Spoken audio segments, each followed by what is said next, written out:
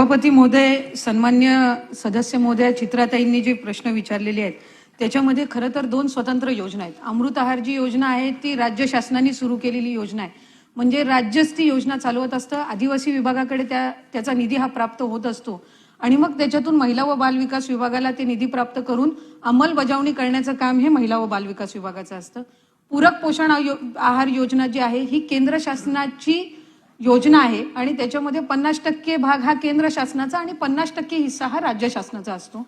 आणि गेल्या वर्षी आपण राज्य शासनाच्या वतीने हा प्रस्ताव त्या ठिकाणी केंद्र शासनाला पाठवला की 8 रुपयावरून किमान शालेय शिक्षण अंतर्गत जे पोषण आहार सुरू असतं त्याच्यामध्ये जसं किमान 15 रुपये हे त्यांना दर ह्याला दिले जातात त्याच पद्धतीनं किमान 12 रुपये म्हणजे 4 किंवा 5 रुपयाची तरी वाढ ही त्या ठिकाणी करण्यात यावी.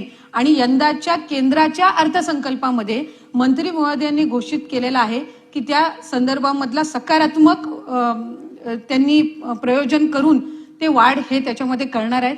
अमृत आहार योजनेमधला जो चित्राताईंनी सन्मान्य सदस्यांनी या ठिकाणी मागणी केलेली आहे की त्याच्यामध्ये सुद्धा वाढ करण्यात यावी. आम्ही महिला व बाल विकास विभाग म्हणून आदिवासी विभागाकडे त्या संदर्भातला प्रस्ताव पाठवू आणि त्याचा पाठपुरावा सुद्धा करू.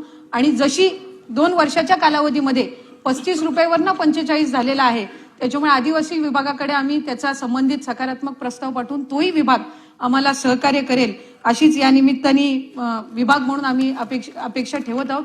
अमृत आहार योजना ही साधारणपणे राज्याच्या 16 जिल्ह्यांमध्ये आहे आणि 16 जिल्ह्यांमधला जे कुपोषणाचं प्रमाण आहे याचा जरी आपण आराखडा गेल्या 3 वर्षामध्ये आज सभापती महोदय आपण बघितला तर सॅम आणि मॅमच्या जी संख्या आहे पर्सेंटेज आहे ते कुपोषणाचं हे सुद्धा कमी होताना आपल्याला पाहायला मिळतंय.